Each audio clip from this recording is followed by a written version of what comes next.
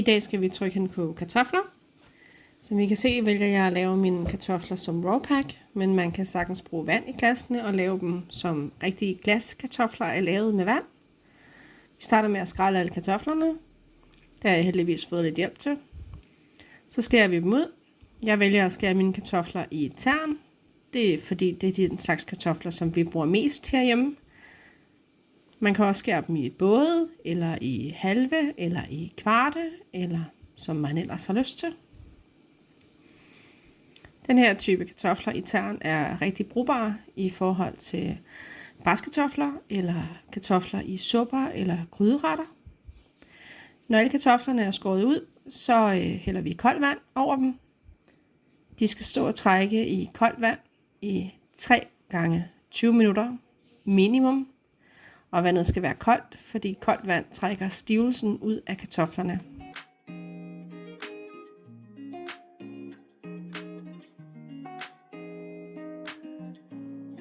Mens kartoflerne trækker i det kolde vand, så gør vi trykhenkogningsgryden klar. Starter med at skrue låget af. Så skal der fyldes vand i bunden af den, og I kan måske bedre fornemme mærkerne her. Der skal fyldes vand op til den nederste mærke. Man kan næsten se på aflejringerne inde i gryden, hvor vandet normalt står til.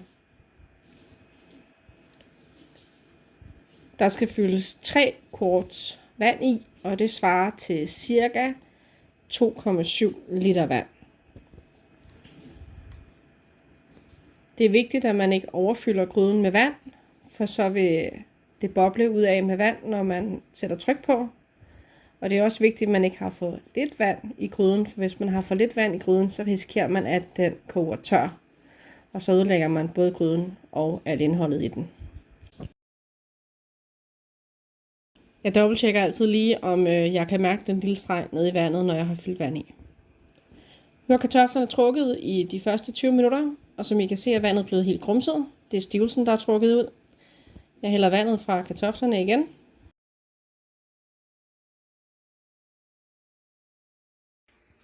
Og fylder koldt vand på for anden gang.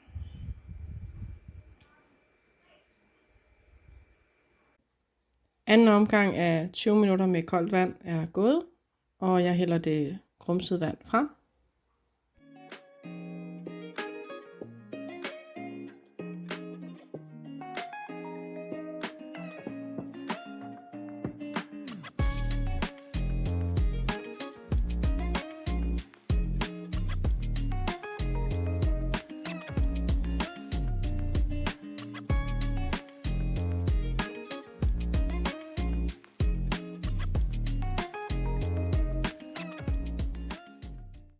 Sørg for, at alle kartoflerne er dækket helt af vand. Her den tredje omgang, der tilsætter jeg omkring en halv spiseske fuld groft salt. Husk, det skal være salt uden jod, fordi jod kan gøre væsken uklar. Jeg tilsætter også lidt eddike, som sørger for, at kartoflerne holder farven.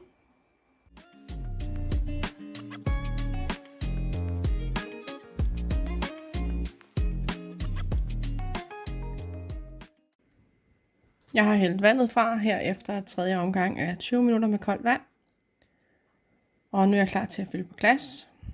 Jeg dupper kartoflerne tørre, bare lige groft med et viskestykke. Og så begynder jeg at fylde kartoflerne i min glas. Jeg tilsætter ikke noget til glasset ud over kartofler, fordi de her er raw packed kartofler. Normalt når man fylder glasene til trykhindkogning, så vil man bruge en tragt, som for eksempelvis denne her. Og det kan man også sagtens, men lige i det her tilfælde, synes jeg faktisk, det er nemmere at fylde i glasset uden tragten. Den her tragt er faktisk også for stor til de glas, jeg har valgt at bruge. Det her, det er genbrugs glaskartoffelglas, hvor jeg har brugt kartoflerne i glasene, og så har jeg gemt dem, vasket dem godt.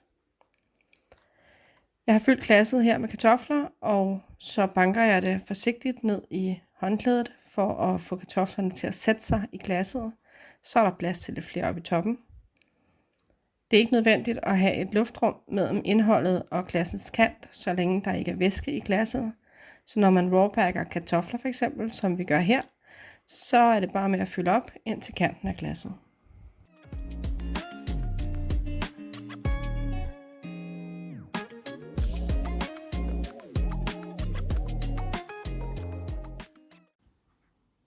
Jeg fik fyldt 5 glas ud af de 4 kilo kartofler, som jeg startede med. Her har jeg eddike, som jeg hælder op i en lille skål. Der er cirka en halv deciliter eddike. Så tager jeg et stykke køkkenrulle, helt almindelig køkkenrulle, dupper det ned i eddiken, og så tørrer jeg glassets kant. Vi tørrer glaskanten med eddike, fordi der kan sidde lidt madrester, lidt fedtpartikler på kanten, som kan forhindre, at låget forsejler. Og de partikler, dem opbryder eddiken, så man bruger altid eddike, når man tørrer glaskanterne. Det er måske ikke lige så vigtigt, når vi kender kartofler, som hvis vi kender et gryderet for eksempel, som indeholder meget fedt. Men det er altid en god vane at sørge for at bruge eddike. Resten af eddiken, det hælder jeg op i gryden. Eddike i vandet nede i bunden af gryden sørger for, at der ikke kommer kalkaflejringer på ydersiden af glasset. Jeg bruger nye låg, når jeg kander med genbrugsglas. Her er det nogle Blue Seal låg, men det kunne lige så godt være almindelige kliklåg. Glaskartoffelglas som dem her bruger enten låg i 63 mm eller i 66 mm. Så hvis man gemmer sin glaskartoffelglas, så skal man lige være opmærksom på, at der faktisk er 2 forskellige lågstørrelser til lige præcis den her type glas.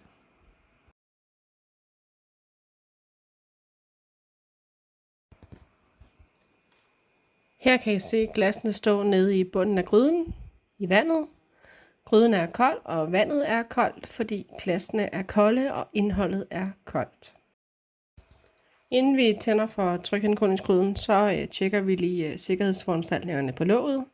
Det første er forsejlingsringen, som skal være intakt og blød. Så er der udluftningsventilen, som der skal være fri gennemgang til. Låseventilen skal være bevægelig. Låget sættes på gryden, pil mod pil, og skrues fast. Gryden sættes ind på blusset, og vi tænder. Min kogeplade går til 9, så jeg tænder på 4, for ikke at give klassen et alt for stort temperaturchok.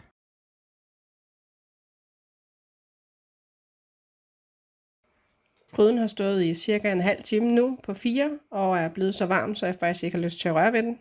Så nu er både vandet i gryden og indholdet lunt, så nu skruer vi op på 7, for at få vandet til at koge ind i gryden.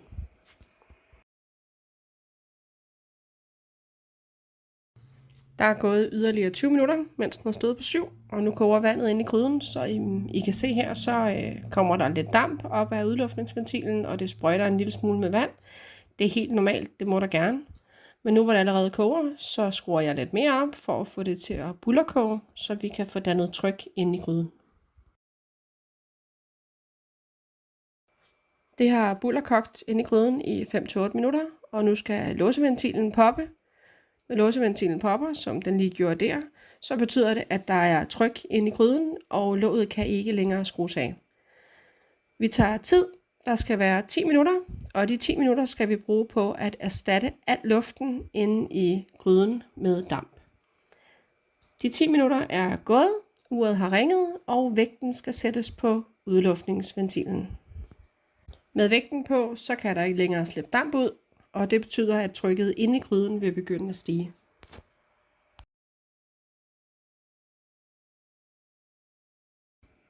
Nu vil trykket inde i gryden begynde at stige. I kan se, at overtryksventilen er trykket en lille smule ud for at indikere, at der er tryk inde i gryden. Og manometeret måler, at trykket er begyndt at stige.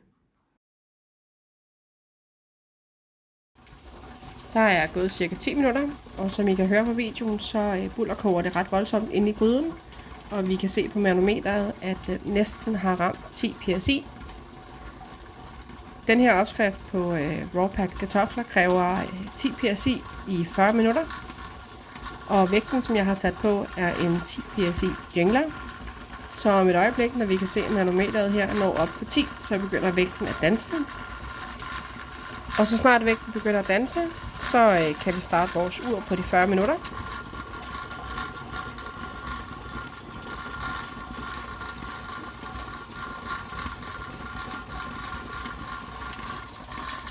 Når vægten den danser, så lukker den tryk ud af gryden, sådan så at den sørger for at holde gryden på de 10 psi, som den er sat til. Jeg skruer en lille smule ned på komfuret for at fastholde trykket. Det er vigtigt at fastholde trykket på 10 psi under hele procestiden, for hvis trykket på et tidspunkt falder til under 10 psi, så skal tiden startes forfra.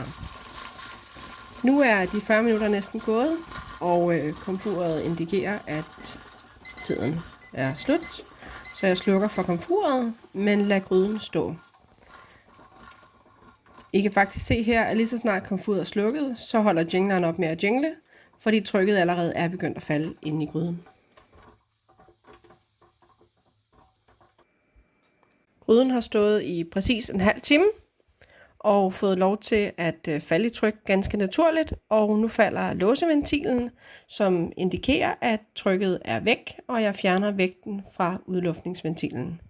Gryden skal stå i yderligere 10 minutter, inden vi tager låget af.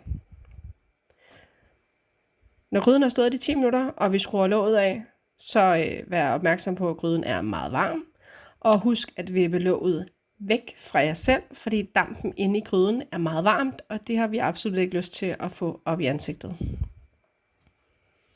Hvis vi kigger ned i gryden, her hvor vi lige har åbnet den, kan vi se, at der stadig er damp ned i. Vandet koger en lille smule videre, og glassene er meget, meget varme, men ser rigtig fine ud.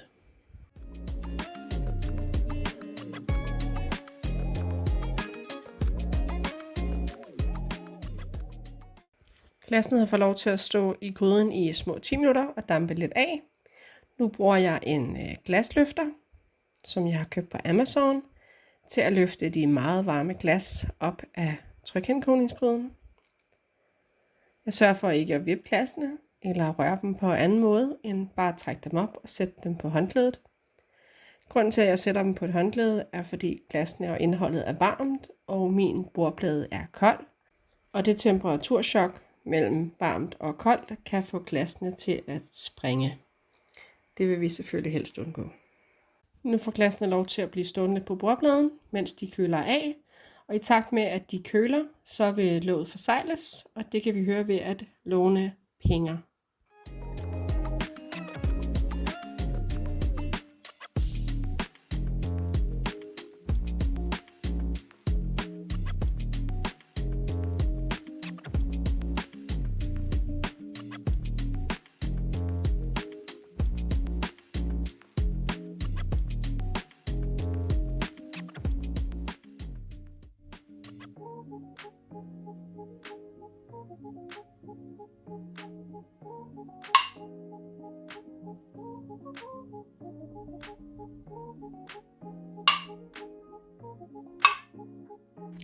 Jeg var så heldig at fange 3 ud af de 5 penge på kamera, og I kunne meget tydeligt høre dem.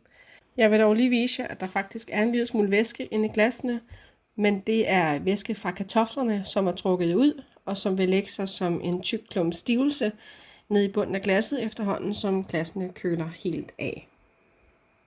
Så har vi trykhenkogt vores egne glaskartofler, og hvis I har kommentarer, er I velkommen til at smide dem under videoen.